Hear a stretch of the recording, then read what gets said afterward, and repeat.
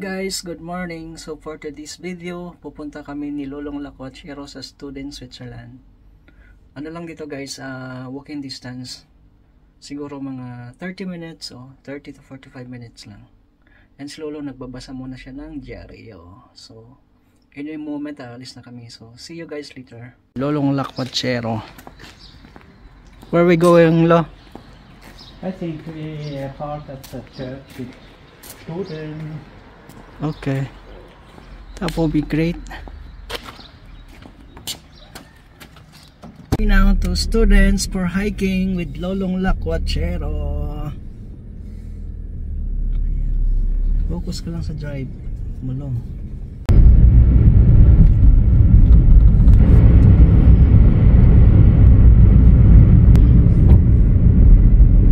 Yan, lagi kami dito ni Lolo naglalakad sa area na to tuwing hapon at saka umaga. Sarap dito maglakad-lakad sa hapon. Ganda. Yan, dyan nakikita nyo mga kabahayan is Oita. Yan, ganda naman ang panahon. Maaraw. May kabayo.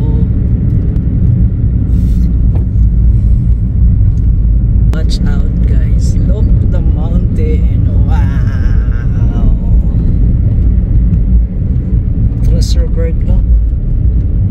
Sorry? No.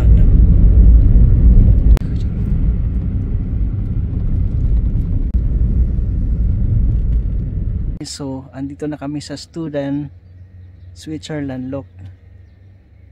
Yan, simple lang siya na lugar. Pero look at naman yung the mountain. Look, wow.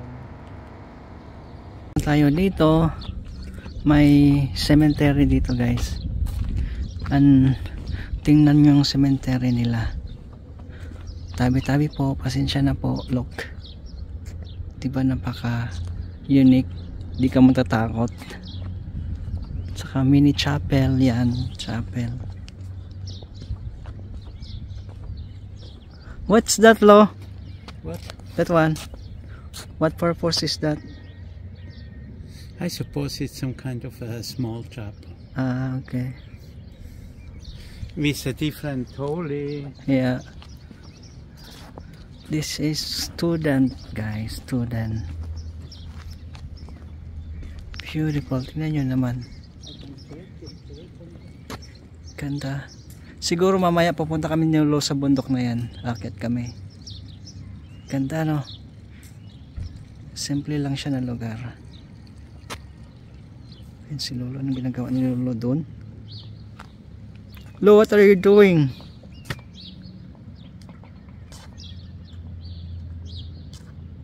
Kasi ako kaya iinom ako dito guys. Ano to pwede ka uminom dito. Malinis to guys. Huwag kayong mag-alala.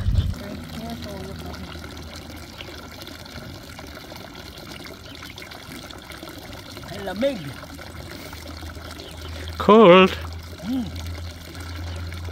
Thank you. Sobrang lamig. Thank you, Lo.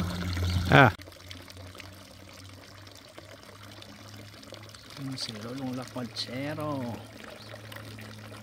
Parang baka uminom. Are you looking? That one. Look.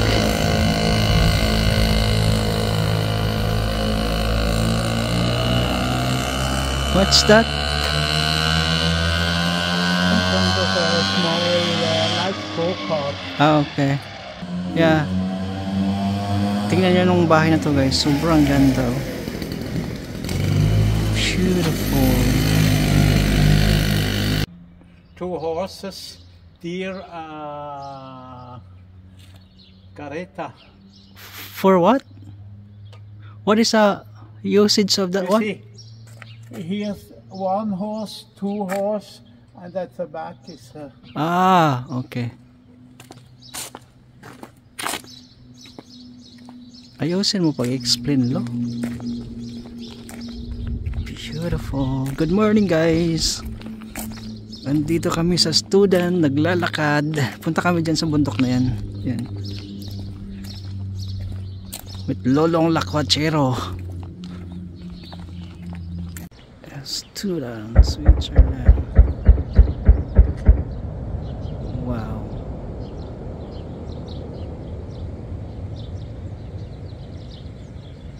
May sumasabog doon ah. Hey guys, may military kasi doon ano, training camp. Lakad.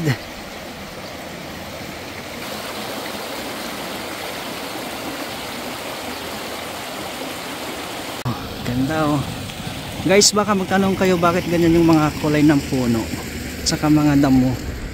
Ganyan talaga yan pag once kagagaling lang ng ano, winter. Kasi naka-cover sila ng snow. So pag natunaw na yung snow, ganyan yung mangyayari sa damo at sa mga puno. But maybe next week or 2 weeks babalik na sa ano, normal na kulay. Piles sila na ano, kahoy. Ginagamit na nila sa ano, sa oven, heater ba, lalo na sa winter. Ayan, ginagamit nila.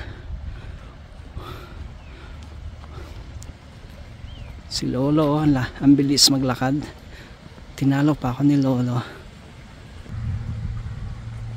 Si Lolo, pinunta niya yung mga kaibigan niya. Hello, how are you? Good morning. Guten Morgen. Wie geht's heute? Ayos yung isa. Ganda ng pwesto niya. Yan talaga ang gusto ko, lalo na pag ano guys, hapon, kasi masilaw kasi kaya hindi mo ma-appreciate masyado yung bundok. Pero pag hapon yan guys, sobrang ganda yan tingnan.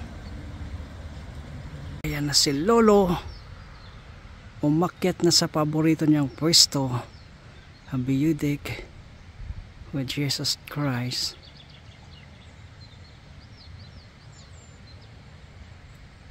Lolong Lakwachero nakaupo na. Wow, how are you, Lo? Okay, good. What can you see? The beautiful view.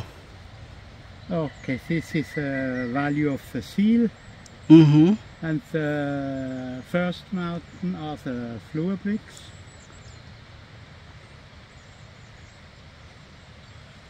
Then further in there is, just I have to refresh my knowledge.